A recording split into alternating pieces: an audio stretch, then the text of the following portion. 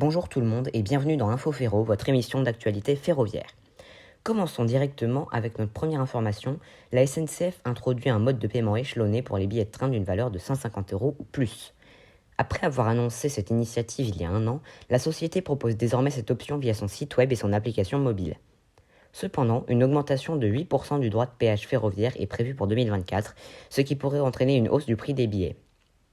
Actuellement, cette redevance constitue à peu près 40% du tarif total des billets TGV. Cette nouvelle solution de paiement permet aux clients de répartir leurs dépenses en 3 versements. Contrairement à d'autres plateformes qui offrent des paiements fractionnés sans frais supplémentaires, la SNCF impose un supplément de 1,5% du montant du billet. Pour ce faire, la compagnie a collaboré avec Alma, une entreprise française spécialisée dans les paiements fractionnés. Les clients intéressés par cette option seront redirigés depuis l'application mobile SNCF Connect vers le site de paiement fractionné d'Alma. Cependant, pour bénéficier de cette alternative, il faut être titulaire d'une carte bancaire valide jusqu'au moins 3 mois après l'achat du billet. Les cartes prépayées et virtuelles ne sont pas éligibles. Le processus de paiement échelonné est simple. Le premier paiement est effectué au moment de l'achat, suivi du deuxième paiement après un certain nombre de jours, puis du dernier paiement 60 jours après la première transaction. En somme, la SNCF offre aux voyageurs une nouvelle méthode de paiement échelonné pour les billets de train coûtant 150 € ou plus. Bien que cette option soit pratique, une augmentation de 8% du droit de péage ferroviaire est prévue pour l'année prochaine, ce qui pourrait influencer les coûts des billets à l'avenir. Ensuite, pour notre deuxième information, nous allons en Suisse, dans le tunnel du Saint-Gothard, où un train de fret a déraillé ce jeudi 10 août, perturbant fortement le trafic.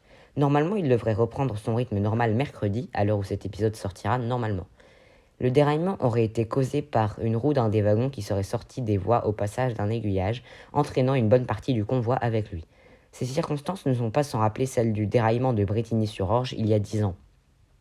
En attendant la réouverture du tronçon, les trains sont déviés par la ligne Sommittal, mais cela causera de forts retards. De plus, les trains duplex tels que les IC2000, les Twindex ou les KISS ne peuvent pas y circuler, ce qui contraint les CFF d'utiliser des trains à un étage, ils sont donc bien surchargés. Ensuite, direction l'Allemagne pour notre troisième info. La BASS-Saxe, qui avait lancé en août 2022 le premier train à hydrogène pour passagers, abandonne cette approche. Les coûts élevés par rapport aux options électriques ont conduit à ce changement de cap. Malgré les récompenses pour cette initiative climatique, la BASS-Saxe se tourne maintenant vers des trains électriques pour remplacer les trains diesel, avec un appel d'offres prévu pour 102 trains et l'électrification d'une ligne majeure. Une étude révèle que les trains à hydrogène coûtent jusqu'à 80% plus cher que les alternatives électriques et les trains hybrides à batterie. Cela a des conséquences pour Alstom, concepteur du train Coradia Lint, bien qu'il ait d'autres projets en cours, notamment pour les Jeux Olympiques d'hiver en Italie et au Québec. D'autres pays, comme la Chine avec le puissant moteur Ningdong, continuent de s'engager dans l'hydrogène pour les trains. Cependant, la décision de la BASS-Saxe est considérée comme un revers pour l'hydrogène, avec des experts évoquant une possible bulle économique pour cette alternative.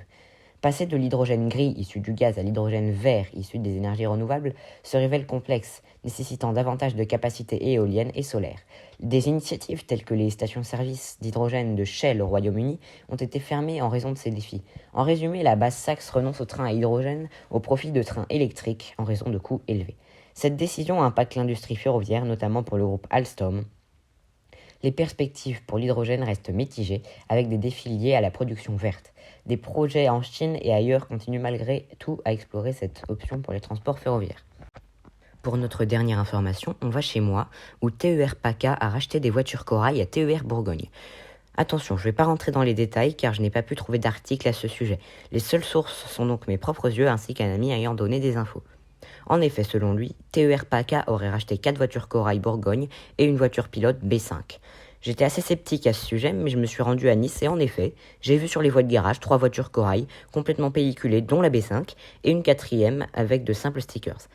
J'ai seulement pu avoir la B5 en photo de bonne qualité car les autres voitures étaient trop loin du quai. On pourrait donc bien voir des voitures Bourgogne sur les trains Nice-Marseille et peut-être même Marseille-Lyon à partir des prochains jours. Voilà, c'est déjà la fin de cet épisode. Sur ce, je vous dis à la semaine prochaine. Normalement, ce sera Etijo qui présentera.